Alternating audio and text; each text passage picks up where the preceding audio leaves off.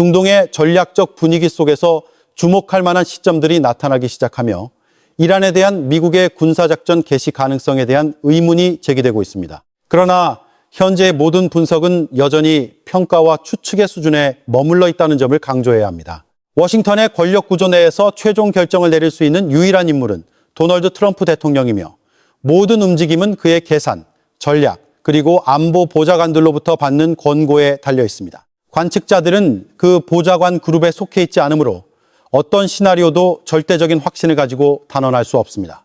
주목할 만한 지점은 현재 진행 중인 이슬람의 성스러운 달, 라마단이 끝나는 19일입니다. 여러 지역 분석 소식통에 따르면 도널드 트럼프 대통령은 종교적, 정치적 분위기를 해치지 않기 위해 이 민감한 시기 동안 전쟁을 시작하지 않겠다고 아랍 동맹국들에게 약속한 것으로 알려졌습니다. 만약 그 약속이 사실이라면 이론적으로 19일 이전에는 대규모 충돌이 발생할 가능성이 매우 낮습니다. 그러나 모든 군사적 체스판에는 돌발 변수가 존재합니다. 블랙스완은 모든 계산을 무너뜨릴 수 있습니다. 이란 측의 예기치 않은 행동이나 통제 불가능한 사건이 모든 예측을 뒤엎을 수 있습니다. 따라서 여러 시점들이 거론되고 있음에도 불구하고 현재의 전체적인 그림은 여전히 전략적 안개 속에 있으며 모든 결론에는 큰 물음표를 달아야 합니다. 도널드 트럼프 대통령은 이미 결정을 내렸고 이란과의 대결 시나리오를 위한 구체적인 시점까지 정했을 가능성이 높습니다. 그러나 최근 며칠 사이 나온 정보에 따르면 테헤란은 협상과 대결 사이에서 선택할 수 있는 한 달의 시간을 부여받았다고 합니다. 오늘 17일을 기준으로 그 한 달이라는 기간은 라마단이 끝나는 시점과 거의 일치합니다. 이는 관측자들이 놓칠 수 없는 세부 사항입니다. 이는 모든 최후 통첩과 군사적 조치가 치밀하게 계산된 일정에 따라 조정되고 있다는 가설을 낳고 있습니다. 외교적 신호가 계속 유지되는 동안 군사적 움직임은 다른 그림을 보여줍니다. USS 제럴드 포드 항모전단과 USS 조지 워싱턴 항모전단이 중동을 향해 기동하고 있습니다. 현재 이 함대들은 미국 서해안에 위치한 것으로 알려졌으며 기동을 완료하는 데 약 8일이 더 필요합니다. 만약 전면적인 이동 명령이 발동된다면 3월 중순까지 모든 전력이 집결지에 도착할 가능성이 높습니다. 이와 동시에 워싱턴은 주목할 만한 속도로 군사력을 증강하고 있습니다. 병력 집결 규모는 1991년 사막의 폭풍 작전을 준비하던 시기를 연상시킵니다. 당시에는 강력한 다국적 연합군이 있었지만 현재는 비슷한 규모의 연합군이 나타나지 않을 수 있으나 미국 단독으로도 이미 상당수의 항공기와 군사 장비를 배치했습니다. 한 달의 최후 통첩, 라마단 종료 시점, 그리고 항공모함의 기동 속도가 한데 어우러져 모든 시간적 세부 사항이 큰 전환점의 신호일 수 있는 무게감 있는 전략적 그림을 만들어내고 있습니다. 중동의 핵심 전략적 요충지인 요르단의 무아파크 살티 전방 기지에는 미국이 상당한 공군력을 집결시켰습니다. F-35 전투기 약 30대, 최신 버전으로 최대 11톤의 무장을 탑재할 수 있는 F-15 전투기 24대, 전자전기 EA, 18G, 그라울러 6대, 그리고 A-10 썬더볼트 공격기 12대가 배치되었습니다. 가장 주목할 만한 것은 전장에서 지상군에 대한 직접적인 화력 지원을 전문으로 하는 A-10의 등장입니다. 주로 전략적 공습 위주의 시나리오에서 A-10을 배치한 것은 더 깊이 있는 작전 계획, 심지어는 복잡한 확전 가능성까지 고려하고 있음을 시사합니다. 이 기지 하나에만 70대가 넘는 항공기가 있으며 이는 항공모함 한 척의 항공단 전력과 맞먹습니다. 그러나 무아파크 살티 기지는 전체 네트워크의 한 고리에 불과합니다. 카타르의 기지들, 지역 내 다른 군사시설들, 그리고 기동 중인 항모 전단들이 있습니다. 이스라엘 공군과 함께 이 모든 것이 이란이 모든 움직임을 주시하지 않을 수 없는 총력전의 그림을 형성합니다. 이러한 배경 속에서 테헤란이 받는 압박은 군사적인 것뿐만 아니라 심리적인 것이기도 합니다. 도널드 트럼프 대통령은 공개적으로 강경한 발언을 하며 정권 교체가 이란에게 최선의 선택일 수 있다고까지 강조했습니다.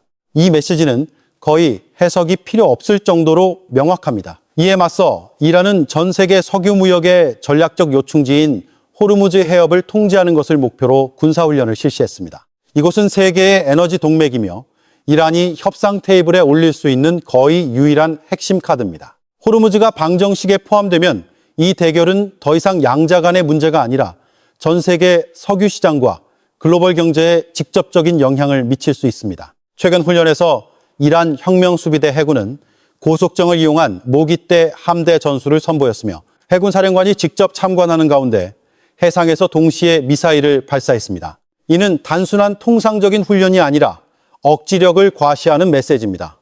테헤란은 워싱턴이 설정한 것으로 알려진 한 달의 기한이 끝날 때까지 기다릴 필요 없이 즉각적으로 반응할 준비가 되어 있다는 것입니다. 그러나 많은 분석가들은 미국이 어떠한 군사 행동을 개시하기 전에 라마단이 끝나는 19일까지는 인내심을 가질 수 있다고 보고 있습니다. 만약 충돌 시나리오가 현실화된다면 세 가지 큰 방향이 나타납니다. 첫 번째 시나리오는 포르도, 이스파한, 나탄즈와 같은 핵심 핵시설에 집중된 제한적인 공격입니다. 이 경우 이란은 상징적인 대응을 하도록 암묵적으로 허용될 수 있습니다. 예를 들어 카타르의 알 우데이드 기지에 몇 발의 미사일을 발사하되 사상자는 피함으로써 양측 모두 목표를 달성했다고 선언하고 긴장을 완화할 출구를 마련하는 것입니다. 두 번째 시나리오는 목표 범위를 미사일 프로그램, 이란 혁명수비대 부대, 그리고 다수의 다른 군사시설로 확대하는 것입니다. 이 경우 테헤란의 반응은 훨씬 더 강력할 수 있으며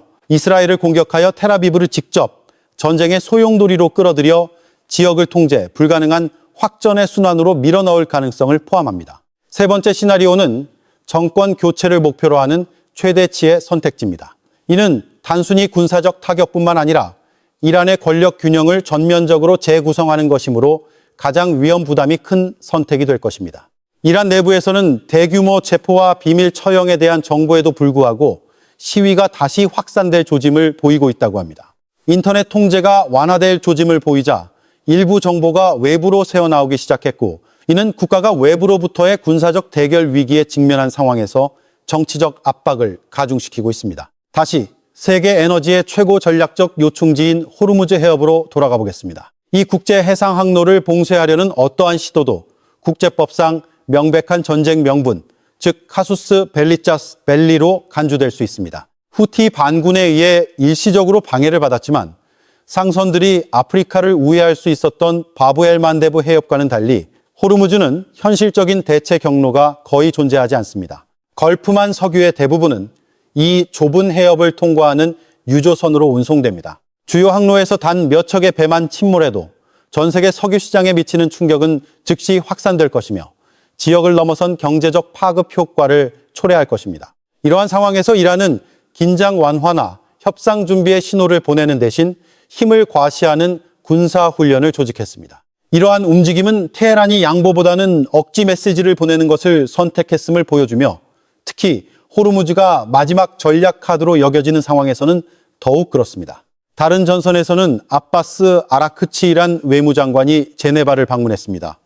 제네바는 현재 뜨거운 현안들에 대한 다층적 협상의 중심지로 떠오르고 있습니다. 이곳에서는 러시아 우크라이나 분쟁 관련 협상뿐만 아니라 이란 문제에 대한 논의도 이루어지고 있습니다. 아라크치 장관은 라파엘 그로시 국제원자력기구 IAEA 사무총장을 만났습니다. 주목할 점은 2025년 6월 12일 국제원자력기구가 이란이 핵무기 보유 문턱에 매우 근접했으며 국제적 사찰이 더 이상 충분하지 않아 국제사회의 긴급한 조치가 필요하다는 성명을 발표했다는 것입니다.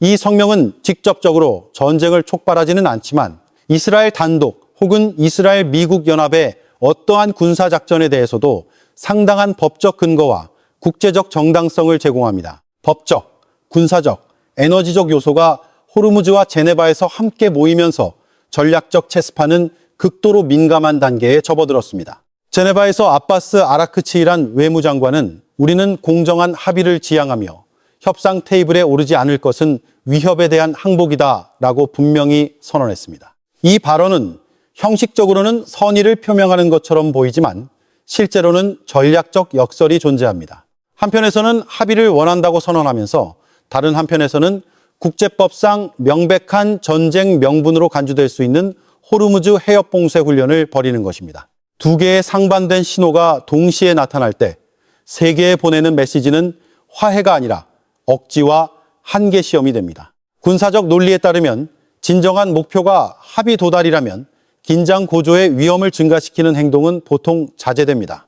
협상 국면에서 호르무즈 해협에서 힘을 과시하는 것은 많은 분석가들로 하여금 테헤란이 시간을 벌려는 의도일 수 있다는 결론에 이르게 합니다. 이 전술은 도널드 트럼프 대통령의 임기가 끝날 때까지 기다리면서 만약 제한적인 공격을 받게 되더라도 그 위험을 감수하고 이후 국제 환경이 덜 압박적이 될 때 자신들의 전략적 방향을 계속 추구하려는 의도일 수 있습니다. 그러나 이전 시기들과는 달리 워싱턴은 더 이상 이러한 시간 끌기 순환을 용납할 준비가 되어 있지 않은 것으로 보입니다. 도널드 트럼프 대통령은 테헤란의 지연 전술을 잘 이해하고 있으며 그들이 협상을 시간 벌기 도구로 어떻게 사용하는지 인지하고 있는 것으로 알려졌습니다.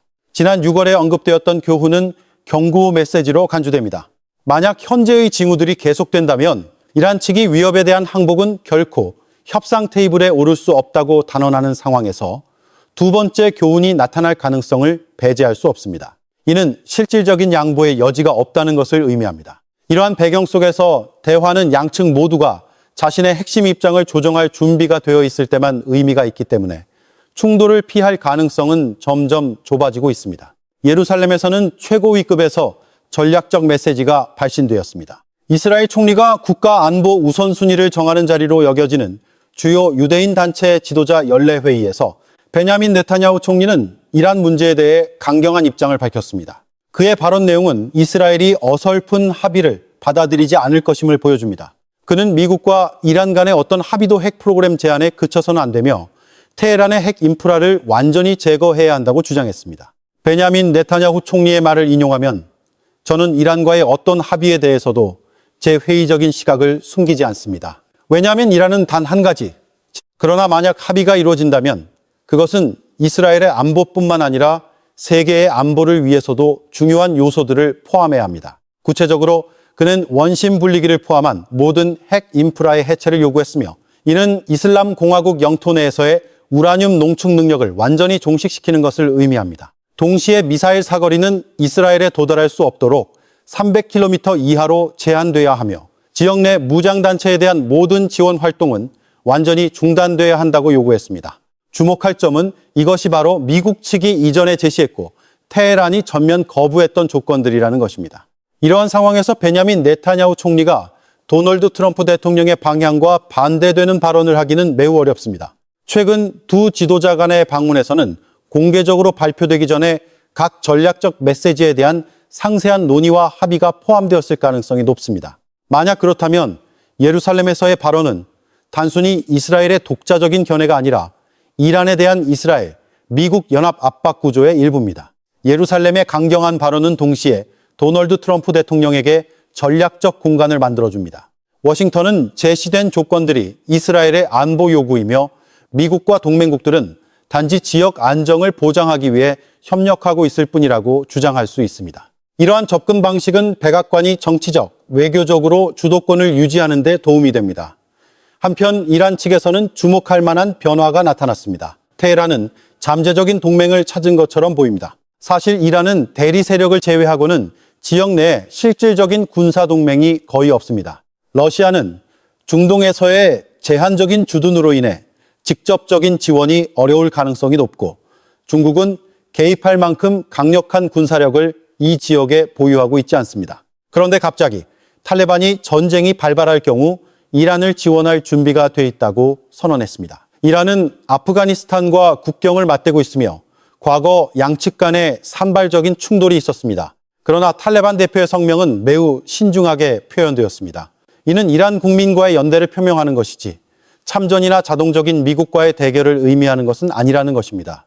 탈레반은 공정하고 외교적인 해결책을 희망한다고 강조했습니다. 현재 상황의 역설은 한때 극단주의 세력으로 간주되었던 세력이 외교적 해결책을 촉구하고 있다는 점에 있습니다. 이는 이란이 이 지역에서 얼마나 고립되어 있는지를 반영합니다. 테헤란을 보호하기 위해 나설 준비가 된 국가는 거의 없으며 심지어 탈레반조차도 직접적인 군사적 약속은 피하고 있습니다. 예루살렘의 같은 회의에서 이란 문제와 함께 베냐민 네타냐후 총리는 가자지구 상황을 언급하며 하마스의 완전한 무장 해제를 요구했습니다. 그는 부분적인 해제라는 아이디어를 일축하며 하마스는 더 이상 탱크도, 포병도, 장거리 미사일도 거의 없지만 여전히 약 6만 정의 AK-47 소총을 보유하고 있다고 말했습니다. 그에 따르면 최근 공격에서 주요 사상자를 낸 것이 바로 이 보병 무기들이므로 이를 완전히 회수해야 한다는 것입니다. 이 입장은 이스라엘이 하마스의 중화기 군사 능력을 약화시키는 것뿐만 아니라 비대칭 전투 능력까지 완전히 제거하고자 함을 보여줍니다. 가자 지구에서 베냐민 네타냐후 총리는 하마스의 터널 네트워크가 약 500km에 달하며 이 중 약 150km, 즉 전체 길이의 약 30%가 파괴되었다고 밝혔습니다. 그러나 현재 이스라엘 군의 통제 하에 있는 지역 아래에서도 수색 및 무력화 작전은 계속되고 있습니다. 일부 터널은 붕괴되거나 더 이상 사용되지 않지만 남아있는 지하 구조물은 장기적인 안보 위협을 유지하기에 충분히 큽니다. 그는 연설에서 우리는 트럼프 대통령의 계획에 기회를 주고 있습니다. 이는 간단한 방법으로도 복잡한 방법으로도 이루어질 수 있습니다. 우리는 전쟁의 참혹한 결과를 잘 알기 때문에 간단한 길을 희망합니다. 라고 강조했습니다. 이 선언은 명확한 함의를 담고 있습니다. 이스라엘은 하마스가 스스로 무장 해제한다면 더 적은 비용이 드는 해결책을 우선시할 준비가 되어 있지만 동시에 그것이 일어나지 않을 경우 군사적 선택지를 배제하지 않는다는 것입니다. 베냐민 네타냐후 총리가 특히 최근 워싱턴 방문 이후에 도널드 트럼프 대통령의 방향과 어긋나는 발언을 할 가능성은 낮습니다. 예루살렘과 워싱턴 간에 조율된 신호들은 메시지가 고위급에서 합의되었음을 보여줍니다. 현재 이스라엘, 미국, 그리고 다른 여러 채널에서 나오는 신호들은 모두 같은 결론으로 이어집니다. 만약 하마스가 가까운 미래에 자발적으로 무장 해제하지 않는다면 이스라엘은 군사작전을 재개하고 목표 달성을 위해 강제적인 조치를 취할 수 있습니다. 베냐민 네타냐후 총리의 연설은 따라서 두 가지 명확한 전략적 메시지를 발신합니다. 첫째, 이란은 핵 프로그램을 파기하고 장거리 탄도미사일을 제거해야 한다. 그렇지 않으면 이스라엘은 스스로 행동할 준비가 되어 있다. 둘째, 하마스는 완전히 무장 해제되어야 하며 가자 지구의 어떠한 형태의 부분적인 무장 구조도 존재해서는 안 된다. 그는 또한 미국으로부터의 군사 원조 문제도 언급했습니다. 이스라엘은 미국의 무기를 포기할 의향은 없지만 자체 생산을 강화하고 직접적인 재정 지원에 대한 의존도를 점차 줄이는 방향으로 나아가고 있습니다. 원조를 받는 대신 이스라엘은 무기를 구매할 준비가 되어 있으며 이를 통해 장기적으로 전략적 자율성을 강화하고자 합니다. 베냐민 네타냐후 총리는 워싱턴과의 장기적인 관계 방향에 대해 10년 안에 우리는 이 원조 수준을 점진적으로 0으로 만들 수 있습니다. 우리는 원조 관계에서 미국과의 파트너십 관계로 전환하고 싶습니다. 라고 분명히 선언했습니다. 이 메시지는 이스라엘이 안보 보장뿐만 아니라 미국과의 전략 구조에서 더 평등한 위상을 지향하고 있음을 보여줍니다. 이는 이스라엘이 단순히 지원을 받는 쪽이 아니라 워싱턴의 역으로 기여할 수 있을 만큼의 기술, 국방, 정보 역량을 점점 더 갖추게 됨에 따라 논리적인 행보입니다. 이와 동시에 가자 지구와 관련하여 주목할 만한 진전이 있었습니다. 워싱턴은 카타르의 하마스의 민간 행정기구에 대한 데이터베이스를 제공하도록 요청했습니다. 분쟁이 발발하기 전 하마스는 사실상 가자 지구의 교육, 공공 서비스에서부터 행정기관에 이르기까지 전체 통치 시스템을 운영했습니다. 따라서 인사명단을 파악하는 것은 새로운 관리기구를 재구성하는 열쇠입니다.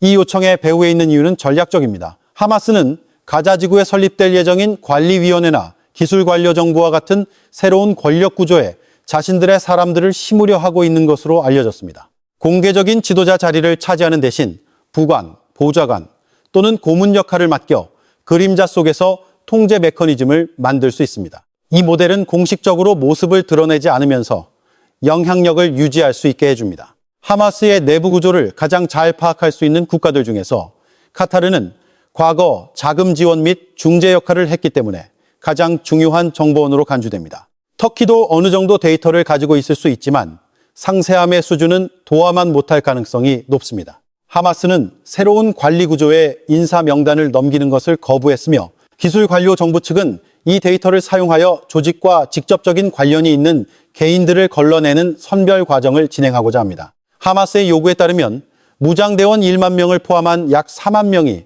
새로운 구조에 통합되어야 하며 1만 명은 보안군에, 3만 명은 민간 기구에 포함되어야 합니다. 만약 이 제안이 받아들여진다면 이는 하마스가 분쟁 후 시스템 내에서 광범위한 영향력을 유지하며 권력의 형태만 바꿀 뿐 본질은 바꾸지 않는다는 것을 의미합니다. 워싱턴과 예루살렘의 신호들은 하마스 무장 해제 전략이 더 이상 선언 수준에 머물지 않음을 보여줍니다. 미국이 공식적으로 카타르의 하마스 기구의 인사 명단 제공을 요청한 것은 이 목표가 일시적인 압박 수단이 아니라 끝까지 추구되고 있음을 증명합니다. 만약 워싱턴이 정말로 타협을 원했다면 권력 구조를 정화하기 위한 데이터 수집 단계는 실행되지 않았을 것입니다. 무력에 의한 강제적인 방안을 포함한 무장 해제 메커니즘을 구축하기 위해 2개월의 기한이 설정되었습니다. 이 시점은 3월 말경에 끝날 것으로 예상됩니다. 그 이후 하마스는 명확한 선택에 직면하게 될 것입니다. 평화적인 방식으로 무장 해제하거나 군사적 조치로 강제로 무장 해제당하거나 이스라엘 정부 비서실장 요시 푹스는 하마스는 60일 안에 무장 해제해야 합니다. 만약 그들이 자발적으로 약 6만 정의 총기를 제출한다면 우리는 그것을 확인할 것입니다. 그렇지 않다면 군대가 가서 가져올 것입니다. 라고 단호하게 선언했습니다. 이 메시지는 전쟁 재개 가능성을 의미합니다. 하마스가 자발적으로 무기를 제출할 가능성이 낮은 상황에서 군사적 방안이 더 높은 확률로 평가됩니다. 동시에 워싱턴은 아랍 동맹국들이 개입하지 않도록 압력을 가할 수 있습니다. 무장 해제 계획은 이미 이전 합의들에서 동의된 사항이기 때문입니다. 만약 서명했다면 각 당사자들은 약속을 지키고 이스라엘이 자신의 역할을 수행하도록 내버려 둘 것으로 기대됩니다.